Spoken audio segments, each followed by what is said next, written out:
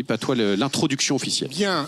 En introduction, on vous doit d'abord quelques explications. Ce titre, pourquoi plus 4 degrés, ça veut dire quoi? Ça sort d'où?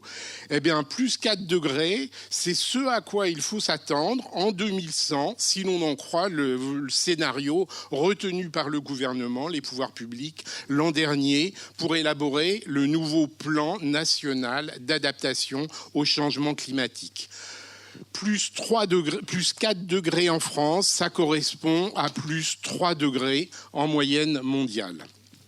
Et vous en avez ici l'illustration.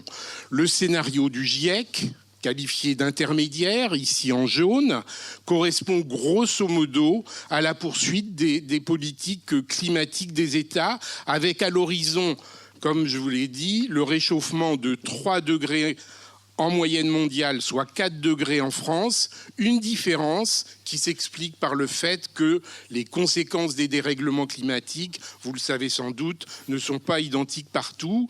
La preuve, cette carte qui vous montre les écarts de température observés en 2023 par rapport à ce qui était attendu, avec des couleurs plus ou moins rouges, plus ou moins foncées, selon que ces écarts de température étaient plus ou moins importants.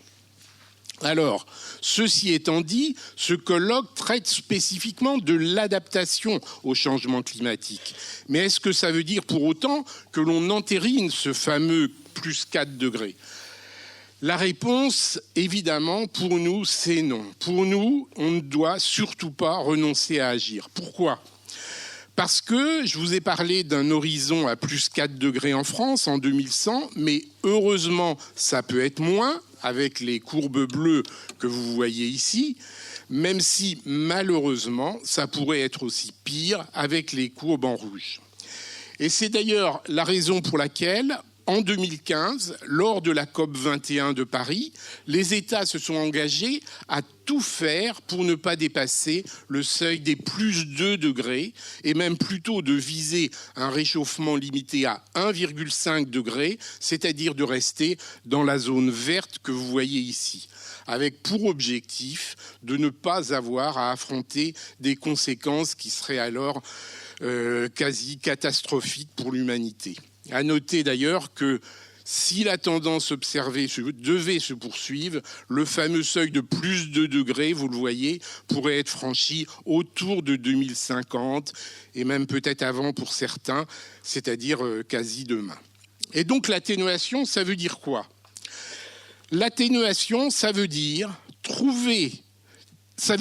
d'abord se mobiliser collectivement pour préserver l'avenir. On n'a plus vraiment le choix. En d'autres termes, ça veut dire trouver des solutions partagées par tout le monde, s'organiser pour que nos sociétés soient compatibles avec les courbes d'émissions de gaz à effet de serre que vous voyez ici en vert et tout en bas. Ce qui n'est évidemment pas si simple, vous en conviendrez. Et vous avez cette diapo qui résume ce que je viens de vous dire. L'atténuation, c'est d'agir sur les causes. L'adaptation, c'est d'agir sur les conséquences. Mais bien évidemment, l'un ne va pas sans l'autre. Petite diapo pour vous dire, mais ici vous le savez sans doute en partie, qu'il existe de nombreux outils pour réfléchir et décider ensemble des actions justement à mettre en œuvre pour réduire nos émissions de gaz à effet de serre. Alors maintenant, pourquoi s'adapter ? Pourquoi ce colloque ? D'abord, dans nos associations, en dépit de la diversité de nos réflexions et de nos approches, on est parti d'un constat, c'est que tous les clignotants sont en rouge et qu'on a maintenant une multitude de rapports, de documents, d'articles qui tous vont dans le même sens, tous, et tous nous interpellent.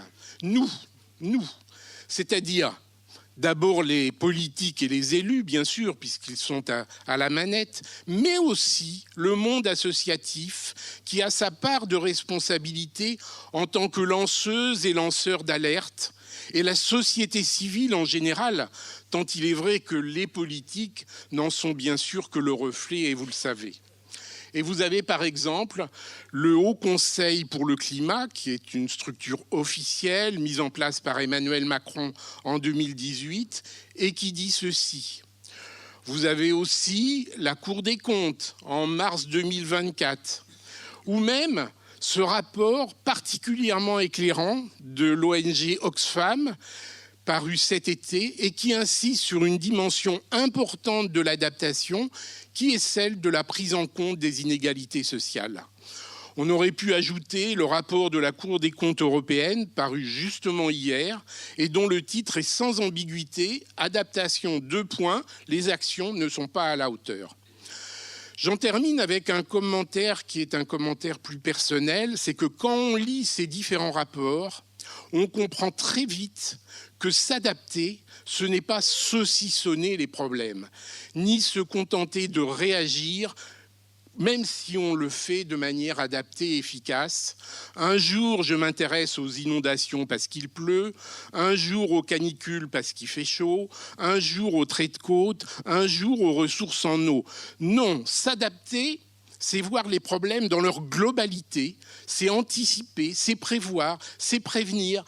En bref, c'est imaginer le monde de demain. Et donc, le constat, c'est qu'il faut agir et qu'il y a urgence à agir. Pourquoi c'est urgent ? Parce que, évidemment, plus le monde se réchauffe et plus il sera difficile, voire même peut-être impossible de s'adapter.